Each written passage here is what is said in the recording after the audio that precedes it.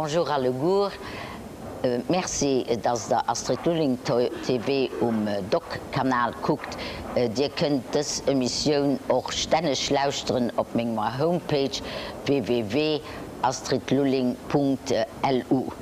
Wir schwätzen heute über Transportkommission an. Ich habe bei mir am Studio einen Kollegen von meiner Fraktion, den Herrn Georg Jarzembowski. Er ist ein Deputierter von der CDU von Hamburg, an hin als der Sprecher von unserer Fraktion, der größten Fraktion aus dem Parlament mit 277 Membern, über alle Probleme die Transportpolitik umgehen. Vielen Dank, Georg, dass du gekommen bist. Ich habe eben erklärt, dass du unser Sprecher bist, und in der Januar-Plenartagung in Straßburg, da hatten wir ja die sehr wichtige Debatte über das, was wir in unserem Jargon nennen, das dritte Eisenbahnpaket. Und nach dem Votum am Donnerstag, wo etwa 200 von den 785 Europa-Abgeordneten überhaupt nicht anwesend waren, hat man in der Luxemburger Presse triumphiert, es wäre ein Votum für die Luxemburger Bahn gewesen.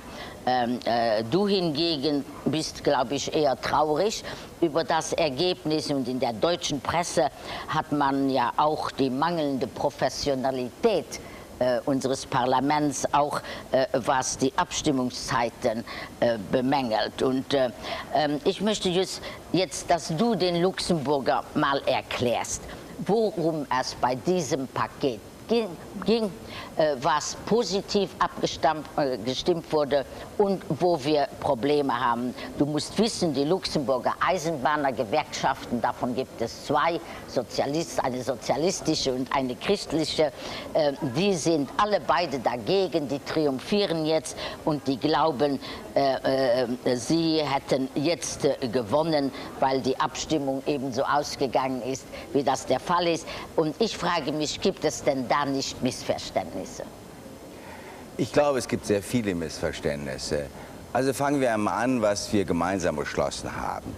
Wir haben gemeinsam beschlossen, dass wir im Gegensatz zum Ministerrat der Auffassung sind, dass auch für nationale Bahnreisende es einen gesetzlichen Anspruch auf Entschädigung geben soll bei Zugverspätungen. Also wenn der Zug eine Stunde zu spät kommt, kriegt der Passagier 25% des Fahrpreises ersetzt, und kommt der Zug mehr als 2 Stunden zu spät, bekommt der Bahnreisende 50% ersetzt. Das gibt es international. Und das haben wir auch gefordert, und mit großer Mehrheit im Parlament, dass das auch für die nationalen Bahnreisenden gilt. Und ich bin sicher, dass wir in den Verhandlungen mit dem Ministerrat, die jetzt die nächsten Wochen laufen werden, wir das durchsetzen können. Zweitens haben wir gemeinsam beschlossen, dass es einen einheitlichen Lokomotivführerschein gibt. Wir wollen, dass die Züge über die Grenze hinüberfahren kann und nicht der Zug vielleicht halten muss an der Grenze, weil der Lokomotivführer ausgewechselt werden muss. Ich glaube, das ist ein großer Fortschritt. Und drittens ging es um die Frage der sogenannten Öffnung der Netze, dass jedes Mitgliedsland bereit sein muss, die Nutzung ihrer Eisenbahnnetze für Eisenbahnunternehmen aus den anderen Ländern zu erlauben. Und zwar so, dass ein Unternehmen beantragen kann, ich möchte durch Luxemburg fahren am Dienstag um 18 Uhr, und dann muss die luxemburgische Regierungsstelle sagen, da ist Platz oder da ist kein Platz, du musst 10 Minuten später fahren. Entscheidend ist, wir haben alle gemeinsam beschlossen, so wie der Ministerrat auch, dass für den grenzüberschreitenden Verkehr diese Öffnung der Netze sich realisieren soll im Jahr 2010. Das, wo die Gewerkschaften feigsten, sie glauben, sie hätten gewonnen, aber das ist unsinnig für die Luxemburger Gewerkschaften, war ein anderer Vorschlag von mir. Mein Vorschlag war, und der war im Ausschuss unterstützt worden von 2/3 der Abgeordneten und auch im Parlament, 358 dafür gegen 195, für den Vorschlag, die Netze auch zu öffnen für den nationalen Verkehr. Dass theoretisch die französische Eisenbahn hätte sagen können, ich will einen Eisenbahnzug